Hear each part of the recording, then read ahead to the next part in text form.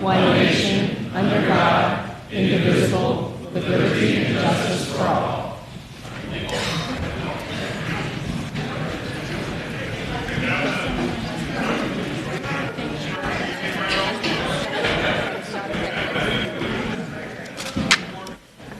The members will answer the roll call by indicating their presence on the electronic voting board.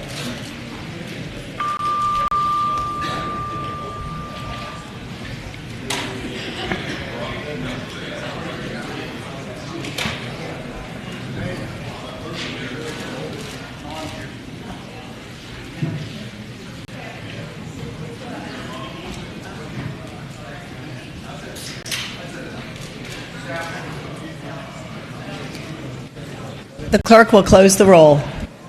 Madam Speaker, a quorum is present. Pursuant to House Rule 3, I've examined and approved the journal for the House of Delegates for Thursday, March 5th, 2020. Motions and resolutions under Rule 39 pursuant to Rule 40, provisions of Rule 40 are now in order. The clerk shall announce the first morning hour order of business, including any clerk's announcements or communications. First morning hour order of business. House Resolution number 140 was laid on the Speaker's desk. This will be the fifth reading of House Resolution number 140, offered by Delegate Gilbert, amending and readopting Rule 81 of the Rules of the House of Delegates pertaining to the voting requirement to discharge a committee from the consideration of a resolution. Resolved by the House of Delegates that Rule 81 of the Rules of the House of Delegates is amended and readopted as follows. Roman 5, Conduct of Business, Manual and Rules.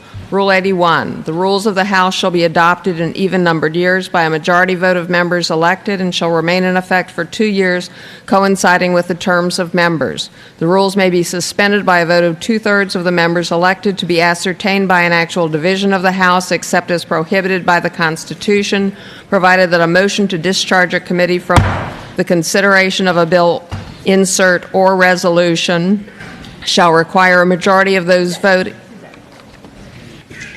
The House will please come to order.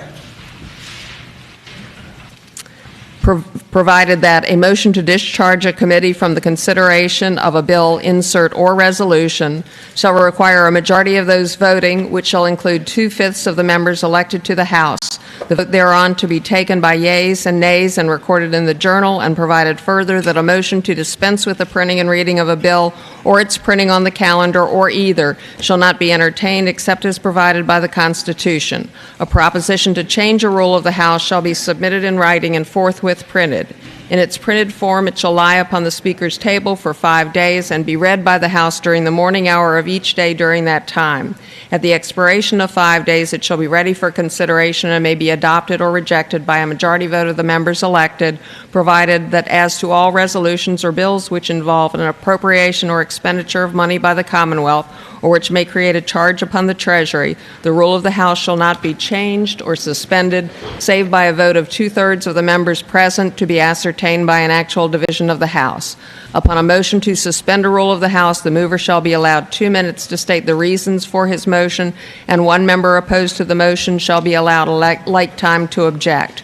This constitutes House Resolution 140's fifth reading. The members are reminded to use their request to speak button to be recognized by the Speaker. The delegate from Virginia Beach, Delegate Askew. Thank you, Madam Speaker. I rise for the purpose of the introduction. Delegate Askew, you have the floor. Thank you, Madam Speaker. Madam Speaker, this morning the invocation was delivered by Minister Daphne Edmonds. Minister Daphne Edmonds is an Associate Minister at New Jerusalem Ministries in Virginia Beach, where I attend, where the pastor is Dr. Veronica Coleman.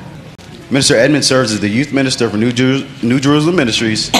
She's passionate about teaching the Word of God and helping others to deliver a personal relationship with God. Minister Edmonds was raised in Virginia Beach. She's a graduate of Salem High School in Virginia Beach and a 2002 graduate of Virginia Commonwealth University.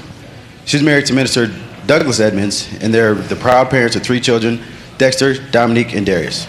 Minister Edmonds was guiding verse is Proverbs 3, 5, and 6. Trust in the Lord with all thine heart. Lean not unto thine own understanding. In all thy ways, acknowledge him, and he will direct your path. I ask the body to please give her a warm house welcome.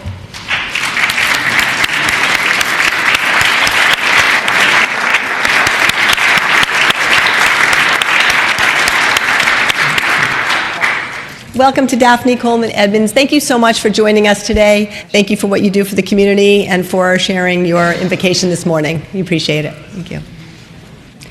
Madam Clerk. Madam Speaker, I have one other announcement just for information for the members. The system crashed about an hour ago, so we're working on getting it back up. You will notice that these boards are going to go down for a little while during morning hour, but that's so that the calendar will be back up when we're ready for the calendar, just to let you know what's going on.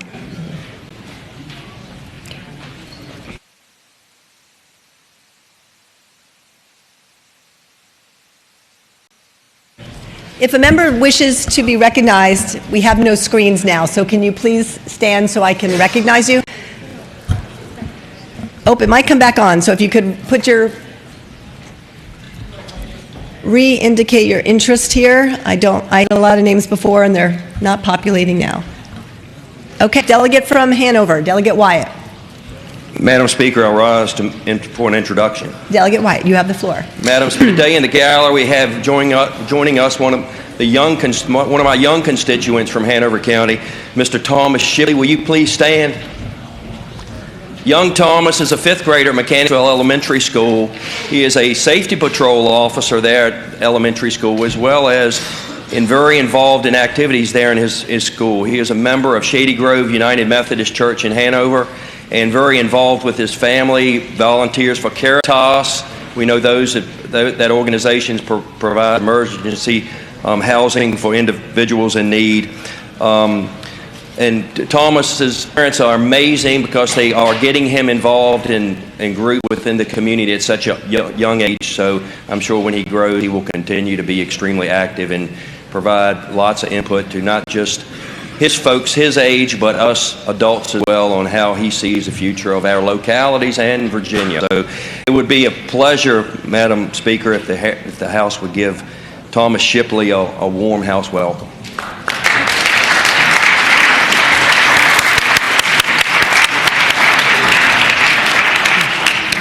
Welcome to young Thomas, as our colleague likes to refer you. Thomas Shipley, thank you for being here today.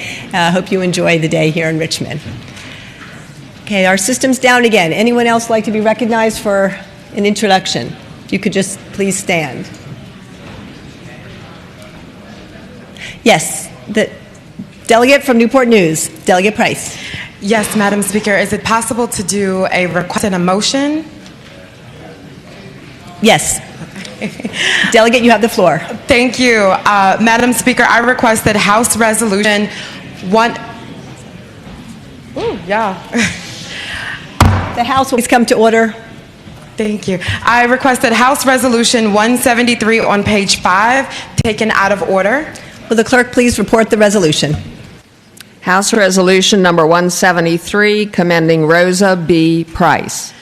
And Madam Speaker, I would move the adoption of the resolution, but I would like to speak briefly to that motion.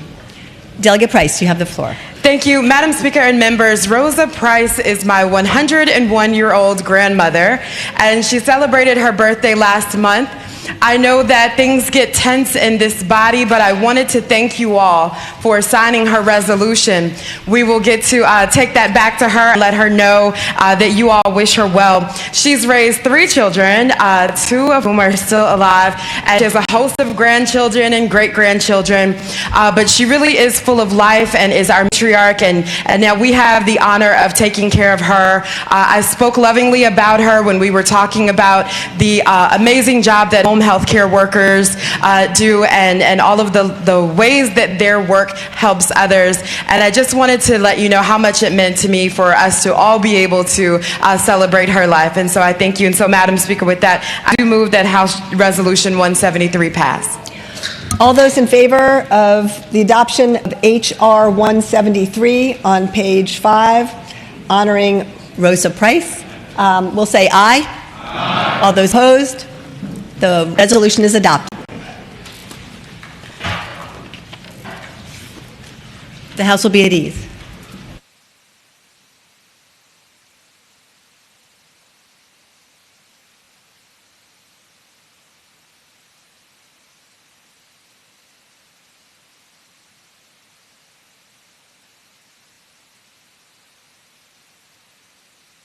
The clerk will announce the next order of business. Second morning hour order of business. The next order of business is the announcement of member requests to move legislation from any uncontested to regular calendar, and there are no such requests. Pursuant to House Rule 30, the Journal shall reflect that the following members are away on personal pressing business and are granted leave from today's session: Delegate Aird and Delegate Converse Fowler. The clerk will please announce the next order of business. Third morning hour order of business. The next order of business is the announcement of requests by members for legislation to go by for the day, and there are no such requests.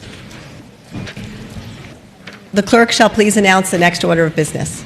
Fourth morning hour order of business. The next order of business is recognition of member requests for points of personal privilege, and the speaker requests that you use your request to speak buttons to be recognized. The delegate from Powhatan, Delegate Ware. Thank you, Madam Speaker. I rise for a point of personal privilege. Delegate Ware, you have the floor. Thank you, Madam Speaker. I have distributed to the members today a column that appeared on January 5th in the Richmond Times-Dispatch. It was penned by a career educator, and the title expresses a truism. Somewhere in Virginia today, a public school teacher resigned.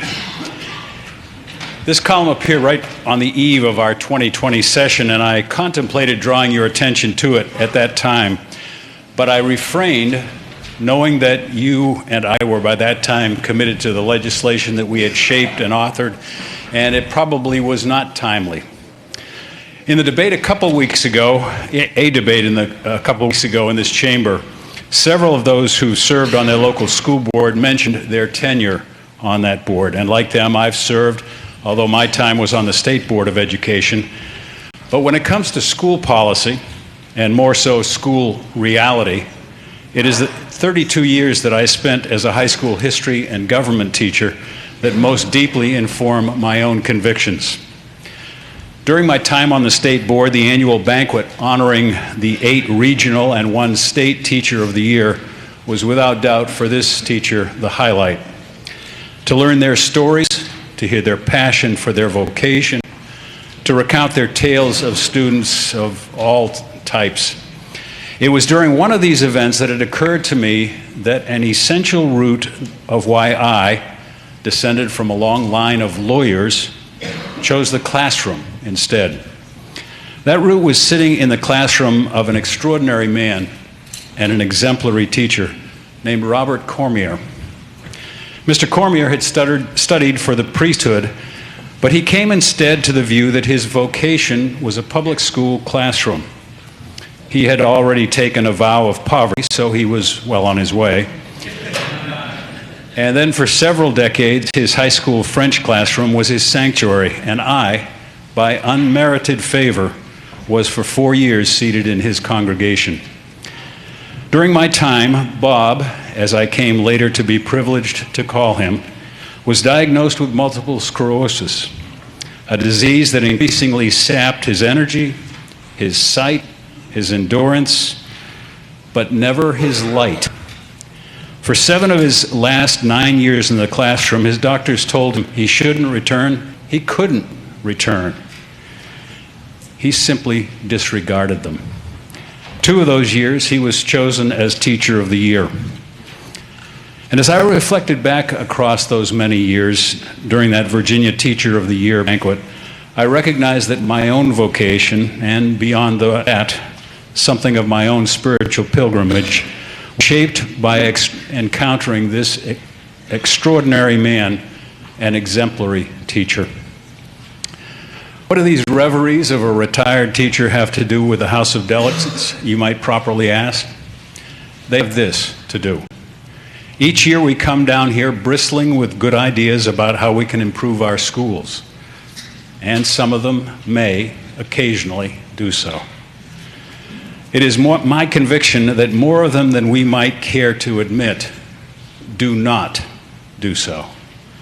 Take a look, and it's right there in the code that you can pull up on your computer. Take a look at the ever-burgeoning list of requirements that we've imposed on our public school teachers. Think about some of the shackles that we've placed on them and on often overworked principals which will limit their capacity to sustain order in our schools. The brilliant German sociologist Max Weber had it right when he sketched the lineaments of what he called the iron cage of bureaucracy. In our well-intended efforts to improve our schools, we've added a few more links in the bars this year, as we have for many years before this, in what is quite rightly, in many respects, an iron cage. A portion of the column that I've passed out to you this day is devoted to some of those bars and shackles. Yet more afternoons, yet more paperwork, yet more meetings have been put on the plate of teachers that have little to do with the high calling to which they have dedicated themselves. In this column, he draws attention to the key element that drives my teaching colleagues from the classroom, and that is the sapping of their morale. It is morale in the broadest sense that animates a teacher like my beloved Bob Cormier, always for me, Mr. Cormier. And some of you have told me of a teacher that you've had in your life that had that same kind of influence, that equivalent lodestar in your lives. And what I would ask you today, no, more than that, what I would urge you, what I would implore you to do over the course of our off-season, when you think about bringing and advocating legislation, I'd like you to think about this column and maybe the remarks I'm making today, and remember the Mr. Cormier in your own life, and think long and hard before you introduce yet another bill to reform public education. Thank you.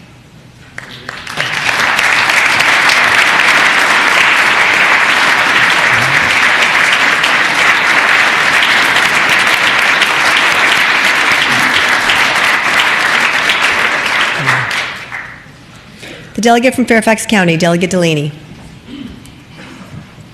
Thank you, Madam Speaker. I rise for a point of personal privilege. Delegate Delaney, you have the floor. Thank you, Madam Speaker. For today's commemoration of Women's History Month, I would like to talk about an incredible woman who some may not know, but whose contributions to the field of foster care advocacy should be recognized. Frederica Douglass Sprague Perry was born in New York in 1872, and as some of you might guess, was the granddaughter of abolitionist Frederick Douglass. She attended public schools throughout her childhood and received her diploma from the Mechanics Institute in Rochester, New York. Following her education, she and her husband founded a local hospital and worked tirelessly to address the lack of services available for African American youth in foster care. At the time, there were no services available for these children. And with the help of other passionate individuals in the community, she founded a home specifically for orphaned and abandoned African American girls who were completely left out of the child welfare programs in the United States. In fact, the United States did not begin including African American youth in their foster care systems until 1943. Frederica Douglass made a lasting impact on our child welfare system, but we must continue her work to this day, as the effects of history still persist in our present day. Children of color are still placed into adoptive homes at lower rates than white children. Older children and teenagers still frequently age out of the system without the opportunity of ever having known a loving home. I think every member of this body believes that every child deserves a chance to be loved, accepted, and cherished. We still have much work to do, but the contributions of Frederica Douglass Sprague Perry to this field have paved the way for a brighter future for every child in foster care. Let us all remember her and continue her legacy. Thank you.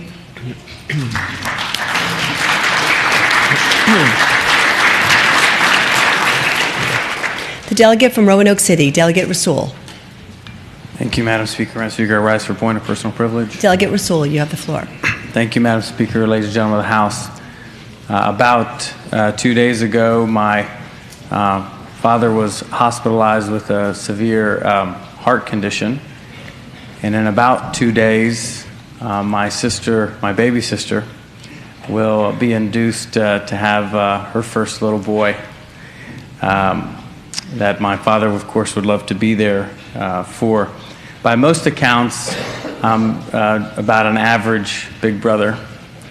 But I know that my relationship with my father is close, but certainly much closer with my baby sister, with which I know that they have a close personal bond.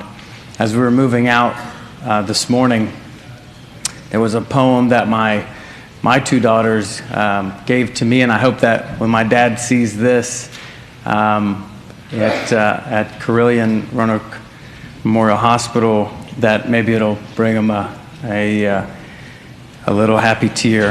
And the poem is called "Walk With Me, Daddy," that my daughters gave to me. Walk alongside Daddy and hold my little hand. I have so many things to learn that I don't yet understand. Teach me things to keep me safe from dangers every day. Show me how to do my best at home, at school, and play. Every child needs a gentle hand to guide them as they grow. So walk alongside me, Daddy. We have a long way to go. Thank you, Madam Speaker. Thank you.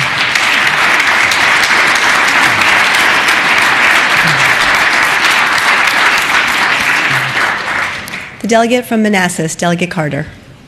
Thank you, Madam Speaker. I rise for a point of personal privilege. Delegate Carter, you have the floor. Thank you, Madam Speaker. One of the things that I take great pride in the 3 years that I've been here is reading the fine print. We've passed a lot of bills this session, Madam Speaker. Of course, we introduced a record number of bills. I believe we may have even passed a record number of bills. But I want to invite the members of the body to take a second to think about whether or not you read the fine print. Every time you press the green button, did you read the fine print?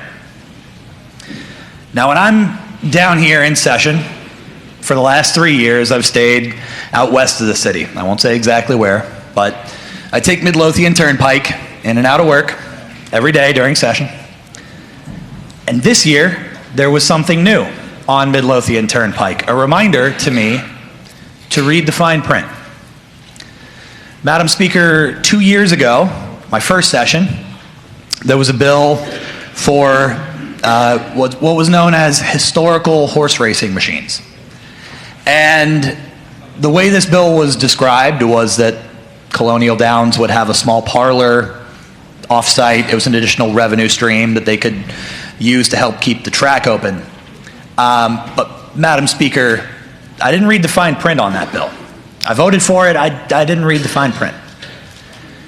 And now on Midlothian Turnpike, there is a Rosie's gaming parlor filled with historical horse racing machines that are, to my understanding, indistinguishable from a slot machine. It's a casino. We got casino bills. Haven't gone into effect yet. It's basically a casino. And it's sitting there on Midlothian Turnpike, that big bright red sign. Every morning and every evening, as I drive past it, a reminder of the time that I didn't read the fine print. There was another reminder to read the fine print, this time a reminder of a time when I did. About halfway through the session, driving down Midlothian Turnpike, I stopped to grab a bite to eat at the Sheets. And when I walked into the Sheets to get my buffalo chicken bites and macaroni and cheese, it was a bad day. It's comfort food. When I went in there to get that comfort food, I see a display about the size of my desk here with two big uprights, a big sign over top of it that says, in giant letters, introducing IQOS. And then there was fine print, heated tobacco product. Now, we legalized heated tobacco products last year in the fine print. There was a bill, if I remember right, the bill was to change the rate that we taxed vapor products at. And in the fine print, it struck a prohibition on heated tobacco products. And I remember in Finance Committee, I asked, what is a heated tobacco product? And I was told, oh, that's a European product. You don't have to worry about that. There's no market for that here. There's no interest in bringing that here. But I voted no. It's my memory that I was the only one in finance to vote no on that bill. And it's my memory that I think there were 4 of us on this floor that voted no. But we legalized a new type of tobacco product in the fine print through the Finance Committee. And now, HWI didn't look at it. The Department of Health didn't weigh in on the benefits or the perils of this heated tobacco product. We have a product that's sitting on shelves throughout this Commonwealth that we legalized without talking about because we didn't read the fine print. So, Madam Speaker, I've had those reminders to read the fine print every day of this session. And I've done my best to read the fine print, and I've done my best to make sure that I'm not voting for anything where I feel the fine print will be more harmful than what's advertised in the summary. And it's led to some votes that I'm sure confused a lot of you. I'm sure a lot of you don't understand why I voted the way that I did. 9 times out of 10, if you have that question, read the fine print. So I wonder, Madam Speaker, as we go into this final day of the session, as we think about going home for the next 10 months, when we won't see most of each other until January, what new reminders will there be on Midlothian Turnpike next year to read the fine print? What did we miss this year? What did we press the green button on that will come back to bite us? That's something that I hope everyone in this body will think about for the time that we're out of session, and that's something that I certainly hope every member of this body will think about next year when we're in session. Thank you, Madam Speaker. The delegate from Alexandria, Delegate Herring.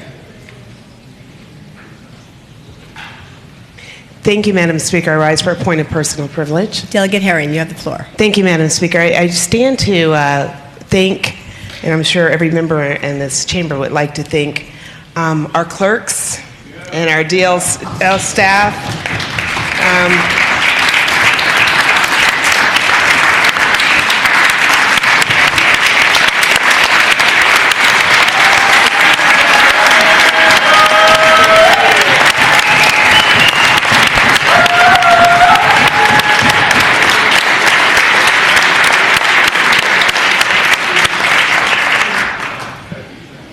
Also, our doorkeepers and our sergeant at arms.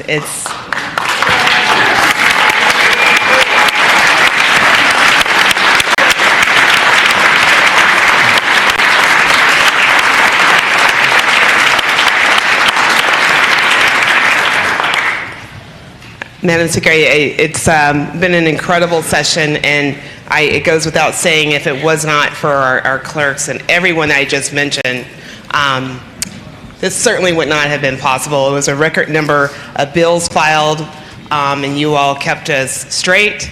We've got, about 89 more conference reports to get in. I'm hopeful that we'll get them in, but I just wanted to say on behalf of all the members, thank you for all that you've done for us and all that I know that you will do. Thank you.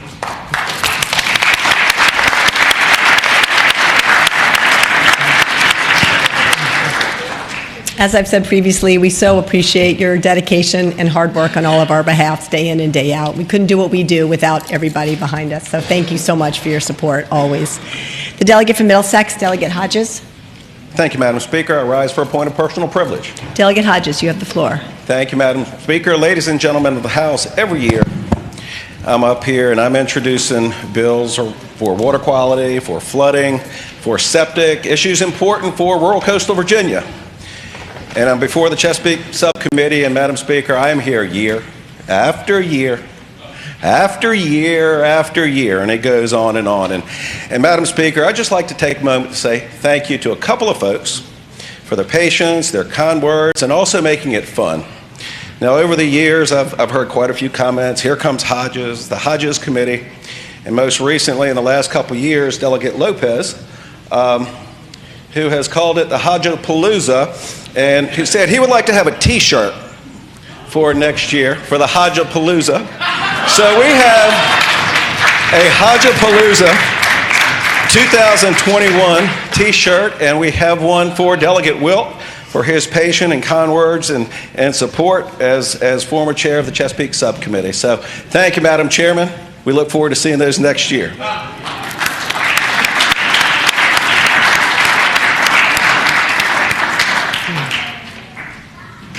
The delegate from Fairfax, Delegate Samira. Madam Speaker, I rise for a point of personal privilege. Delegate Samira, you have the floor. Madam Speaker, I'm sure that everyone here, regardless of party, would agree that healthcare consistently tops the list of issues you hear when you go out and talk to constituents across the Commonwealth. While we can throw around buzzwords and platitudes about why healthcare is such an issue, it's a lot easier to just tell it like it is. The cost of healthcare coverage is too high, and people are getting sick, going broke, and dying as a result. I know this because I am a healthcare provider myself, and I have dealt with my fair share of patients. I also know this because a few months ago I reached out to Virginians and asked them to share their healthcare stories with me and my staff. We heard from Daniel, a Virginian who lost his job during a serious health crisis, meaning he also lost his healthcare coverage. He doesn't qualify for Medicaid and struggles to afford the premiums offered on the individual exchange, let alone the out-of-pocket expenses. He remains uninsured today. We heard from Courtney, who had a perforated colon but couldn't get a CT scan approved by her insurance company. Courtney had to drive herself to the emergency room, wait 2 hours, and pay out of pocket to get the scan, which eventually showed she was in life-threatening danger. She's still dealing with hospital bills in the thousands of dollars. We heard from Itiola, who had to hold off on going to the emergency room in a time of urgent need because her local hospital was out of network and therefore would cost $1,700 out of pocket per night. These stories should be uncommon to no one. In fact, about half of the U.S. adults say that they or a family member had to put off serious medical care or skip that care entirely for the sole reason that it was too expensive. The Harvard School of Medicine found that 45,000 people die every year because they couldn't afford health insurance. Statistics like that can only be produced by a broken system. And when we ask ourselves, why is the system so broken, we need to understand that there's one clear answer. In the United States, we don't treat healthcare as a public good, but rather a commodity to profit off of. We look at our fellow human beings in need and say, how can I maximize my payout? Rather than how can I ensure the best treatment possible? That is how we find ourselves in a situation where insurance companies, pharmaceutical companies, and large hospital networks are reaping in more and more cash while millions must turn to GoFundMe to crowdfund like the life-saving healthcare they or their loved ones need. When things are this dire, we can't continue to just nibble around the edges or wait for federal intervention. We will never get to a place where healthcare is a truly human right in the Commonwealth unless we are willing to understand that there is no win-win for both patients and private insurance companies. Either we confront the profiteering model of private insurance head-on, or we continue to let patients go bankrupt getting their care. Luckily, confronting the profiteering in healthcare is something that every other developed economy on the planet has managed to do. We don't have to make guesses about what works because we already know what works. Even here in the US, we only need to look at Medicare and Medicaid, the two most popular insurance plans in the country, to know that health insurance without the price gouging and administrative waste is possible. The General Assembly has an obligation to address this issue, and I look forward to continuing that legislative work. We shouldn't have to hear any more stories like Daniel's or Courtney's or Itiola's. Those stories don't happen anywhere else but here. We can and must work to get more Virginians onto public plans and eventually get to the gold standard of a unified universal health care coverage program that works for every single person in the Commonwealth. Thank you, Madam Speaker. Delegate from Sussex County, Delegate Tyler. Thank you, Madam Speaker. I rise for a point of personal privilege. Delegate Tyler, you have the floor. Thank you, Madam Speaker. You know, each year in the House of Delegates, we have a tradition. I believe Delegate Kilgore and Delegate Landis used to have what you call the Sensitivity Caucus. And all us old timers remember that years ago. But as the ladies Yeah, we're old timers. But as we sit here on the back row and we look across the audience, we decided to also continue that tradition and call ourselves the Earth, Wind, and Fire Caucus. All right, stand up, stand up. I am Earth, this is Wind, and this is Fire.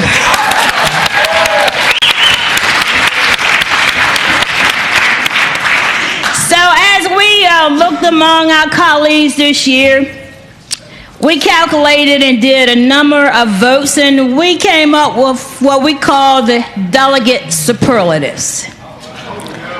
So I hope no one gets offended. It's all in the name of fun. No. But this year we want to award our first certificate to someone who served on the Education Committee. And even though he was in the subcommittee on pre-K, when he got before the full committee, he said, I'm a principal. And every piece of legislation, he said, let me just give my advice because I'm a principal. And that goes to none other than our new freshman delegate, Delegate John Avoli. We appreciate you. We appreciate your advice. And you have the Principal Award. I am the Principal Award. Now, continuing on with our certificates. What's that? Let's see who we got. You're so welcome.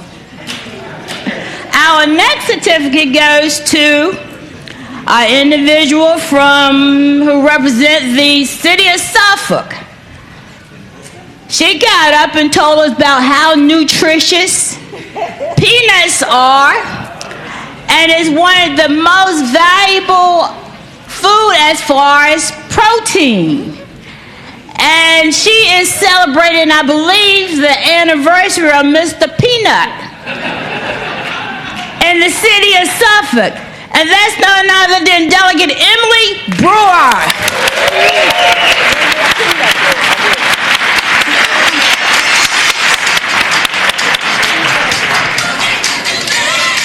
Now, on our side of the aisle, we have a couple of delegates who are always in the corner. And when it came to individuals talking too much, we saw the white flag coming in the corner. And so they are called and will receive the Wave the White Flag Award. But we're going to change their awards this year to Freedom. And that's none other than Delegate Jeff Bourne, Delegate Mike Mullins, and Delegate Jay Jones. The Freedom Award. I have a great company.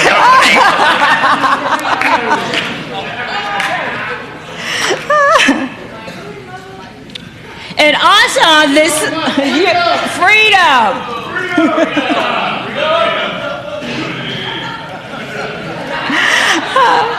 Our next certificate goes to an individual. He doesn't say a lot, but when he has a piece of legislation, he is so compassionate about it. And when you stand up and see him throw his hand up, you know he means what he says. And this year he introduced a piece of legislation called the offshore wind. And when he got up and he shared his indication of what that piece of legislation meant to the Hampton Roads area, he put his heart into it. And that's none other than Delegate Cliff Hayes with the Offshore Wind Award.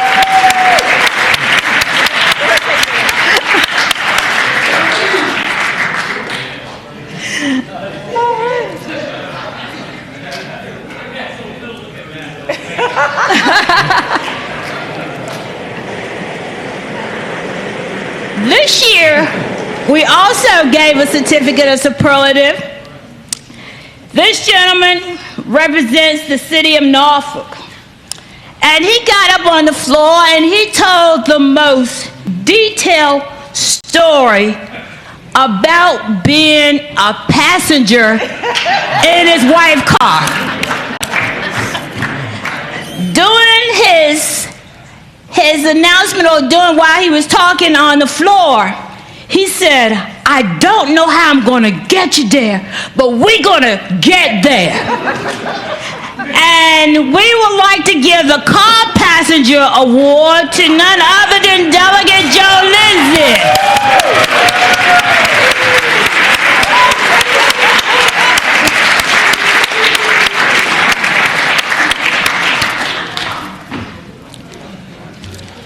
And we just have a few more here, Madam Speaker, and we'll be out of your way.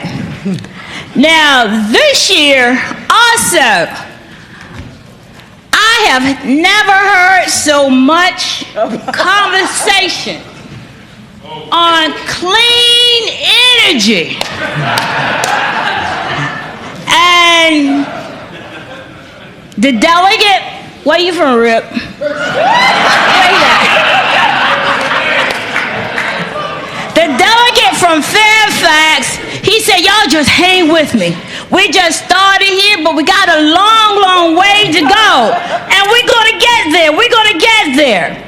So the Clean Energy Award goes to Delegate Rip Sullivan.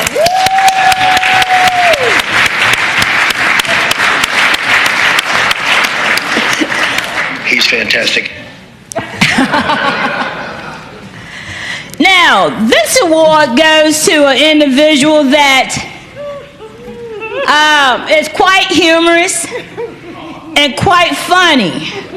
And if you don't know it, on this side of the aisle, sometimes we have a hard time getting our legislation through, and sometimes we get bullied out of the Senate. Yeah. And this gentleman came to the rescue of Wynn. He said, I got your back, I got your back. Anything you do, ladies, I got your back. So this year, Hulk Award, our superhero award, goes to Delegate Matt Ferry.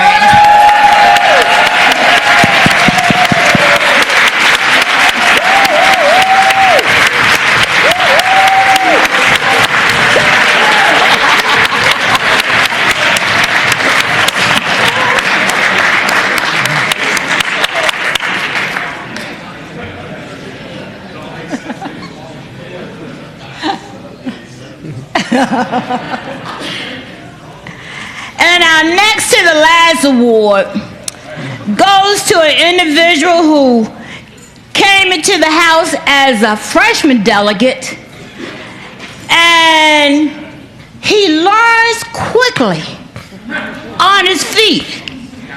And all of a sudden, when someone comes across with a question, he jumps up and he can go just like that.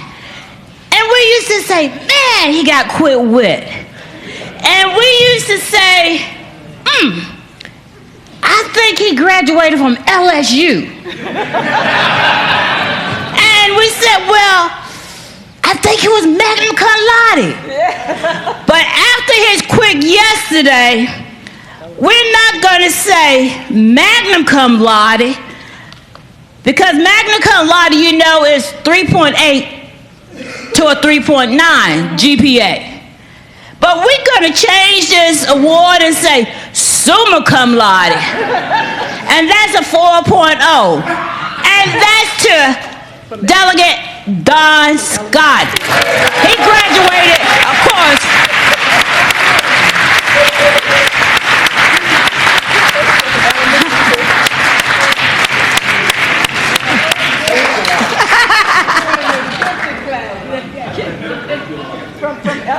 Kindergarten. And our last award, Madam Speaker, is for a young lady who have served this body for quite a number of years.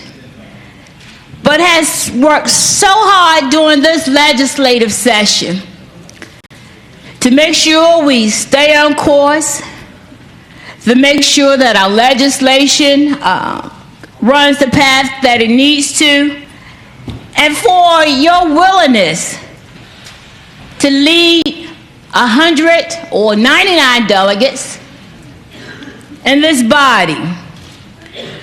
Not only that, you made history.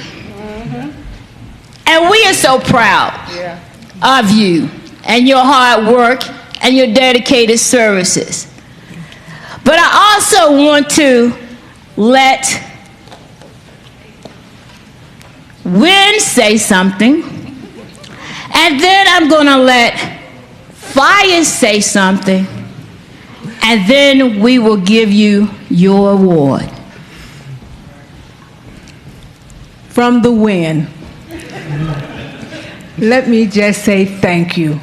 Thank you so much, not only for believing in us as a caucus, but for believing that I could lead, and I appreciate it.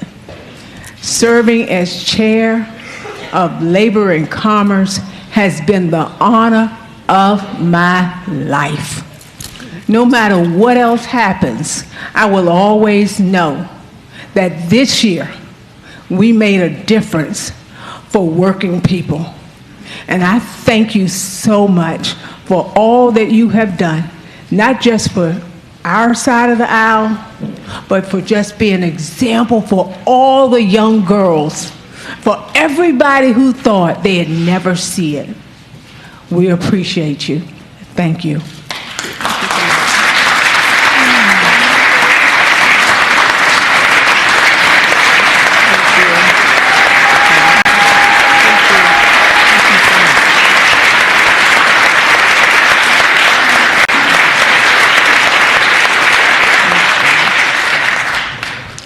Madam Speaker, we know, and as women ourselves, that standing in that position and having to orchestrate so much for this legislative body, we know it has not been easy. And we have often looked at you, and I know many of us have been praying for you, but I just want you to know your extraordinary leadership has opened the doors for so many women across this Commonwealth and even across this nation. They will see you and know that they can because you have. And so as we just take this time to honor you today, we just first of all say thank you. Thank you for leading. Thank you for stepping up. Thanking you for being determined and believing in yourself that it was something that you could do, because I believe it has given all of us the encouragement and the strength to know that if you can do it, we can as well. And so we again want to just say thank you for your amazing leadership and serving in that capacity in 2020. God bless you. Thank you. Thank you so much. Thank you. Thanks so much. And then also, Delegate Phillicorn, I just want to personally just thank you for allowing me to chair the Education Committee. Being from a small rural country in Southside Virginia, who thought little old me was chairing the Education Committee? And I thank you for giving me that opportunity. We are examples for the young ladies to follow, but at least they know that if they reach the stars, and that's what you are to us, you are our shining star. Thank you so much. Thank you.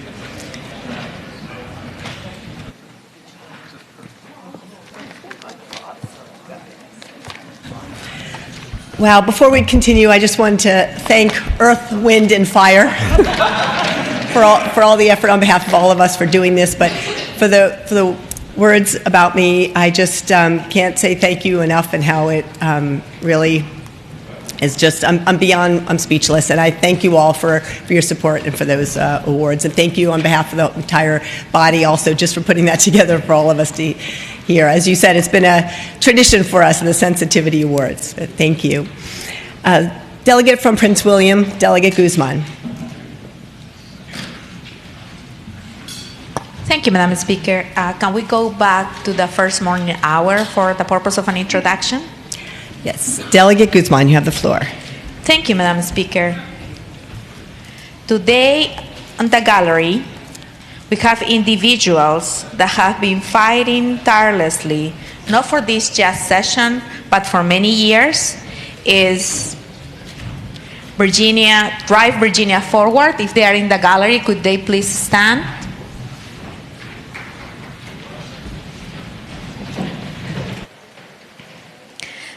Drive Virginia Forward is a diverse coalition from across the Commonwealth, and they have been advocating for an equitable driver access for the immigrant community.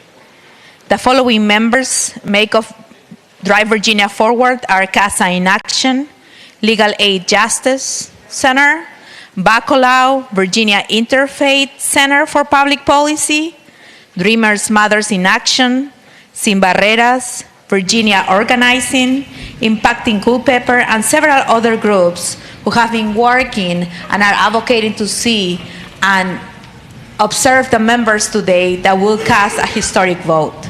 I would like to take this opportunity as well to thank Delegate Tran for introducing this piece of legislation. I would also mention Delegate Bloxham, who have been working hard for many years for driving privilege card. Delegate Glenn Davis, who has been working behind the scenes with us to making this possible. This is going to be my Democratic caucus who have been on board from the beginning, and those who will support today a historic piece of legislation for being behind this community. Immigrants' rights are Americans' rights, and I'm so proud they are here today, and I would like this House to give them a warm welcome.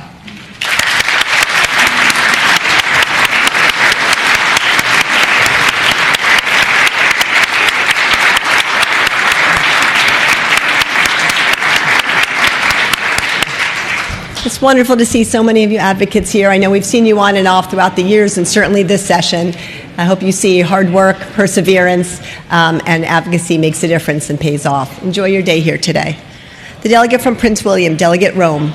Thank you, Madam Speaker. Rice for a point of personal privilege. Delegate Rome, you have the floor. Thank you, Madam Speaker. So along with all the other thanks, I would like to thank the delegate from Henrico, Delegate Bagby, for dubbing me the lunch lady this year, especially after he helped me get passed for the school meals bills. And in that spirit, I would like to thank all of our lunch staff folks by name here who have been here every single day, including when we are here after 7, 8 o'clock at night, and we see them in the back. We see them at Merriweather's by 5 o'clock. We see them at the SunTrust building. And so I just wanted to publicly thank Denise, both Tammys, Surrey, Stuart, Amber, Caroline, Jason, Josh, Randy, Richard, Donald, the GM, Miss Phyllis, and of course, our main man, Ethan, back in the lounge. So thank you all so much for everything that you all do.